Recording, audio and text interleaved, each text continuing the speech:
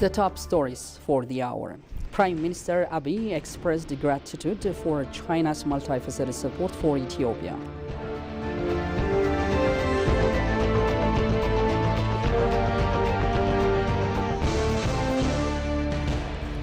And African Urban Forum delegates expressed their inspiration from Addis Abeba's transformative developments.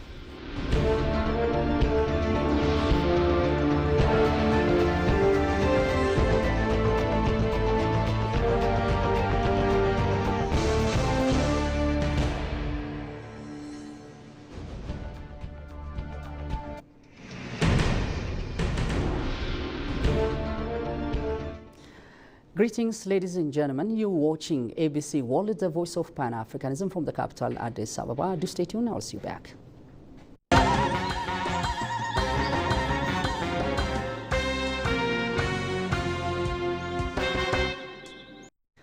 Welcome back. Now the news in full. Prime Minister Abiy Ahmed attended the opening ceremony of the Forum on China-Africa Cooperation. In the forum, China has announced partnerships in 10 areas of cooperation with Africa, including trade, industrial cooperation, health, agriculture, connectivity, green development, and security. According to the Office of the Prime Minister, these initiatives will allow Ethiopia to benefit from this cooperation framework. In related development, President Xi Jinping pledged to step up Chinese support to Africa, the world's second fastest growing continent, with funding of nearly 51 billion USD backing for more infrastructure initiatives and a promise to create at least 1 million jobs. The world's biggest two-way lender, Beijing showed a desire to move away from funding big-ticket infrastructure and focus instead on selling to developing economies the advanced and green technologies in which Chinese firms have invested heavily.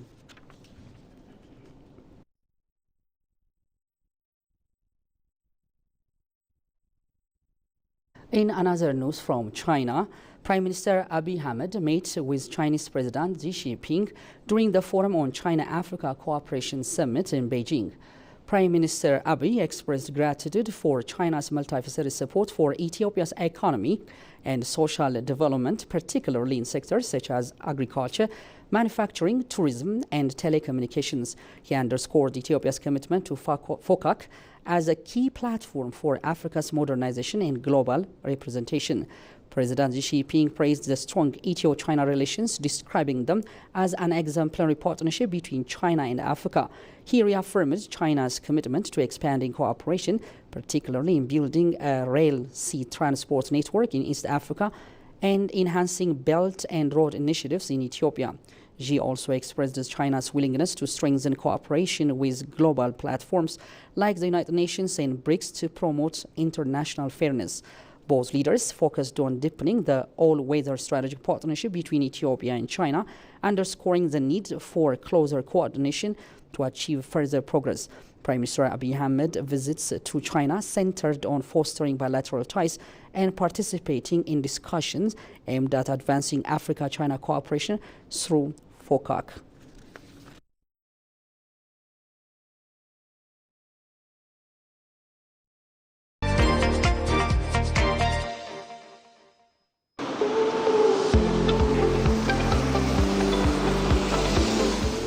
Now, Ethiopia is all poised to vibrantly host the first ever African Cities Sustainability Forum.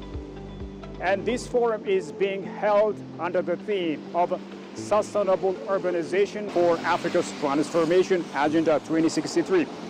As the founding member of the United Nations and the seat of the African Union, Ethiopia is all poised to cordially host this continental forum of African brothers and sisters, and Ethiopian Broadcasting Corporation will keep you posted. This is ABC World, the voice of Pan-Africanism. Welcome back. You're still on ABC World as the news continues. Media professionals across from Africa attending the African Urban Forum praised the EBC Media Complex for its state-of-the-art equipment. They also highlighted Addis Ababa city development as a model for other African cities in addressing the challenge of growing urban population. Our reporter Sheikh Goyamato has more on this. Media professionals from various African cities attending the African Urban Forum visited the new EBC Media Complex. Journalists from Kenya, South Africa and Ghana expressed their amazement at what they witnessed at EBC. I think it's one of the best studios or other media house that I've gone to. I love the space and I love the fact that you have studios for different things. You're not mixing. The entertainment has its own studio. You have the main studio for news, and the fact that you're doing, the Kings have their own channel. I think I love the whole idea about it. You have a new environment, if I should put it that way. All the equipment I'm seeing here, I can see that they are very new. And you have various, we were told you have a different stations for the various languages. They say Oromia, Amharic, and others. So you can see it's very exciting. I think it was very interesting to learn about one of the radio stations here that is about 91 years old. I think that's quite interesting. The radio station I work for, I think we're about 80, just over 80. So not as old as the radio station here. And I also learned that it was formed after the Adwa victory, right? Which I think is also quite interesting. So I think there's a lot of history and a lot of stories that can be told in Ethiopia and in EBC as well. While touring various development projects in Addis Ababa, the journalists remarked that African cities should follow the example of Addis Ababa's large-scale development initiative. We've gone around in different places. We went to the Women Rehabilitation Center. We went to Gulele project. They're doing, the women are doing, they have a bakery, this dairy project, these a lot they're doing. And I love the fact that the buildings here, the way they are doing them, will accommodate more when it comes to urbanization, because it's estimated that by 2050, more people will be moving. That is 7 out of 10 people will be living in the urban centers. So I believe the way you guys are doing things, having the buildings, the ground floor, the first floor has it's commercial or rather business, and then the others are residential areas. I think it's going to help, it's going to work. And I think it's something that other African countries need to emulate if they are going to face this, the fact of people moving to urban centers, because it's going to be a challenge. I believe doing those buildings is going to help. And the development in this country, oh my, you're on another stage. Sharing their views on the significance of hosting the African Urban Forum, they pointed out that the platform is vital to unite African leaders and experts to discuss and come up with solutions to build modern and comfortable cities to realize the transformation agenda. The forum is a very good platform for the continent people to unite, to make sure they bring up issues that will address the challenges that we face as a continent in terms of our urbanization, the challenges that we face, so that we'll come together to draw a plan, discuss, and see the way forward so that we can have a better cities, well managed, that will bring employment as well as socio-economic advancement to our people across the continent of Africa. I think the Africa Urban Forum is important, particularly because of the rising urbanization in Africa. Of course, we do know that there are places, parts of Africa, like East and West Africa, that aren't as advanced in terms of urbanization. And of course, the North and South are kind of leading in the urbanization project. With leaders and experts coming together, these kind of discussions and solutions to African problems by Africans is important as they lead the transformative or transformation agenda. The first ever African Cities Sustainability Forum is being held in Addis Ababa under the theme Sustainable Urbanization for Africa's Transformation Agenda 2063 to address the challenges and opportunities of urban development in Africa. That was our reporter, Shegai Matau. Moving on to another development, African Urban Forum delegates expressed their inspiration from Addis Ababa's transformative developments. They expressed their keenness to emulate its transformative strategies in their own cities. Goshu Malesso has compiled the full story from Aina Havalik.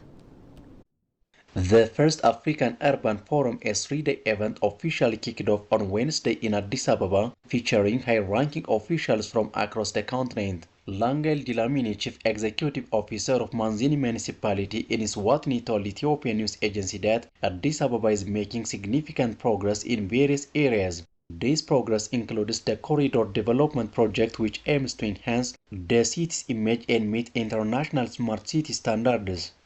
Coming back to Addis, it came as a shock to see an African city that is being regenerated the way it is. I saw a lot of integration. I saw smart city initiatives being implemented. I saw transformation in terms of digitization of the city, transformation that we normally see in global cities, not in African cities. The other participant from Eswatini praised the corridor development in Addis Ababa. It's amazing. I commend the government and the people of Ethiopia. You've done a magnificent job. We spent the day touring the city, also understanding the planning and the policy framework behind the development of Addis. It's incredible, and we have a lot to learn.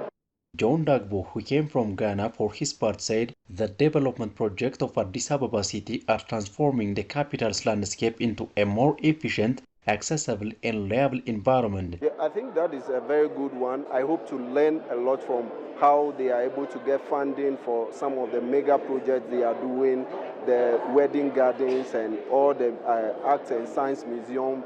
These are all fantastic projects that is supposed to project and make the urban city livable and even modern to host the population that exists and the ones that will come in the future. So I think it's a good project. Participants of the forum stressed that each country can learn a great deal from one another, as there are opportunities to devise local solutions to common problems through shared knowledge and experiences.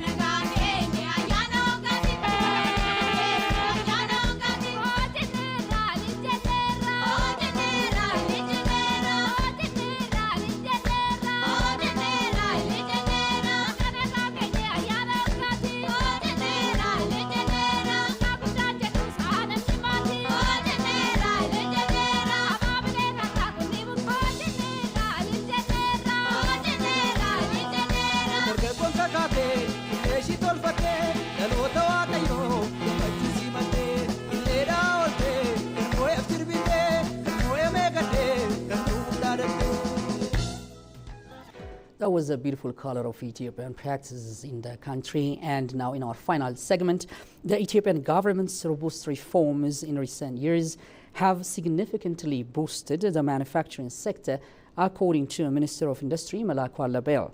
Speaking at a forum in Addis Ababa, Melaku highlighted key improvements in logistics, power supply and infrastructure, which have been indispensable in increasing production capacity.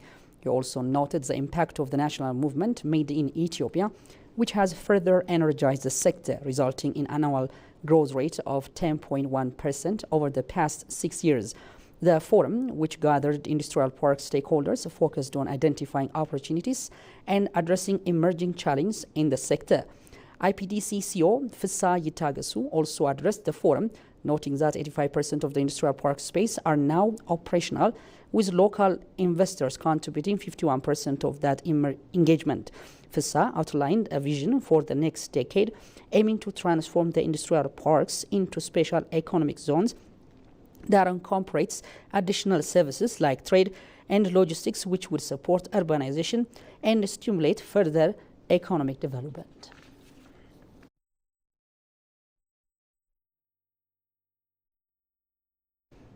And now a recap of the top stories. Prime Minister Abiy Ahmed expressed gratitude for China's multifaceted support for Ethiopia.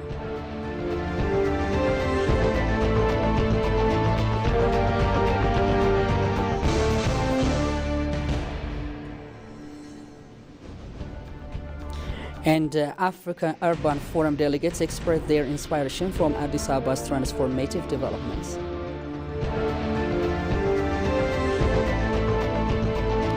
You've been watching EBC World, the voice of Pan-Africanism from the capital Addis Ababa. Keep in log with the rest of the program. Goodbye for me now.